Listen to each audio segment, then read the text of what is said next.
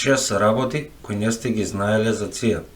Со текот на годините, Централната разузнавачка агенција беше вмешана во црни операции, како помагање за соборување странски влади и смртоносни заговори, вклучувајќи го и убиството на Џон Кенеди, во зависност од тоа кого прашувате. Но има некои помалку познати работи за ЦИА, од бизарни психолошки експерименти до употреба на порно како пропаганда.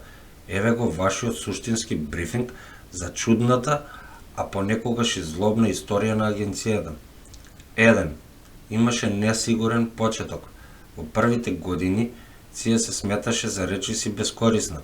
Никој не сакаше да биде директор на ЦИА, што се сметаше за слепа работа. Но четвртата личност на која му беше доверена улогата го промени сето тоа.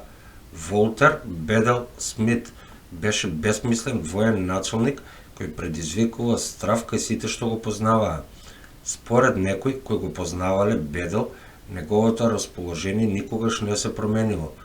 Тој секогаш бил луд и тој влезе во ЦИА подготвен да ги размрда работите. И изјави: го очекувам најлошото и сигурен сум дека нема да се разочарам. Беше една од првите работи што ги кажа по добивањето на работата. На брифинг со станокот со своите нови колеги, тој им рече: интересно е да се видат сите вас овде. Ќе биде уште поинтересно да се види колку од вас ќе бидат тука за неколку месеци од сега. Бедел го исполни овој збор, сам ја трансформираше агенцијата во клучна алатка за собирање информации и шпионажа. 2. Изврши експерименти за контрола на умот, или познати како МК Ултра, најозлогласениот проект на ЦИА. Од сите беше познат како МК Ултра, кој буквално вклучува експерименти за контрола на умот врз американските граѓани, често без нивна согласност. Почнувајќи од 1950-тите, луѓето тајно биле дозирани со ЛСД, дрога, и биле подложени на психолошка тортура, за да се види како ќе реагираат.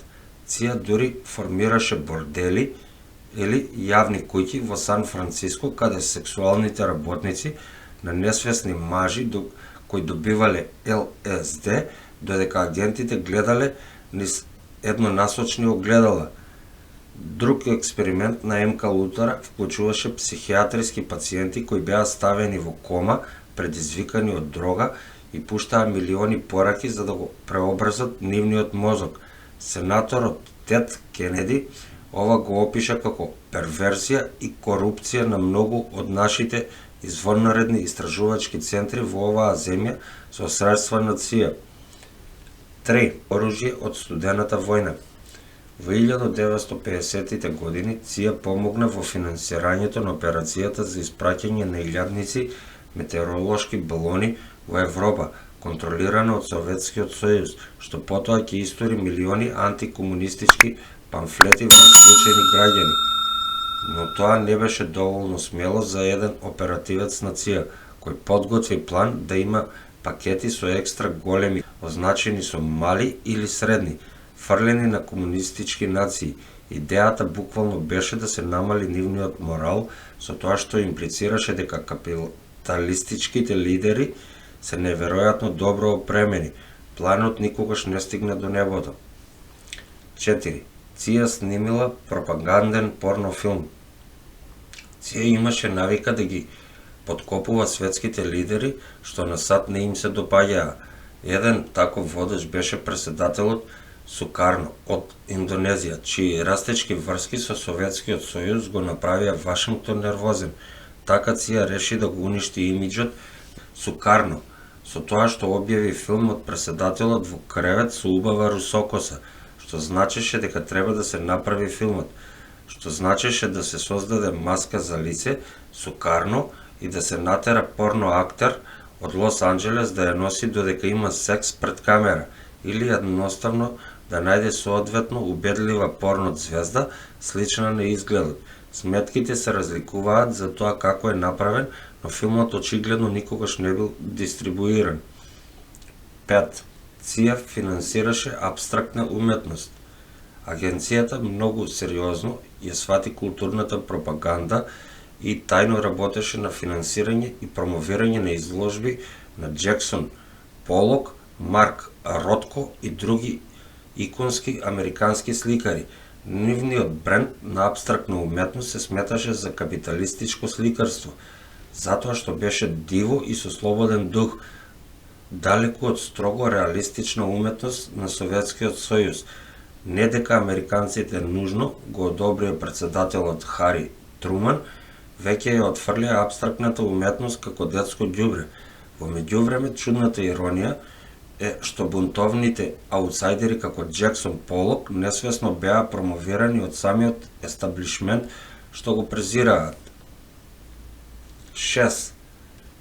ЦИА ископаа таен Берлински тунел. Една од најхрабрите операции на ЦИА, вклучување копање на долг тунел од страна на Берлин, контролирана од Америка во комунистичката страна за агентите да можат да ги прислушуваат нивните телефонски повици. Беа потребни години на тајно копање, но она што тие не го сватија е дека Советскиот сојуз знаеле се за тоа од самиот почеток. Британскиот карт наречен Џорџ Блејк ја известил КГБ дека тоа се случува. За да го заштитат Блејк, Советите всушност дозволија да се изгради тунелот, преправајќи се дека не знаат ништо за него, пред случајно, под наводници, да го откријат и да се однесуваат навредени, нарекувајќи го гангстерски чин од Западот, што се однесува до Џорџ Блејк.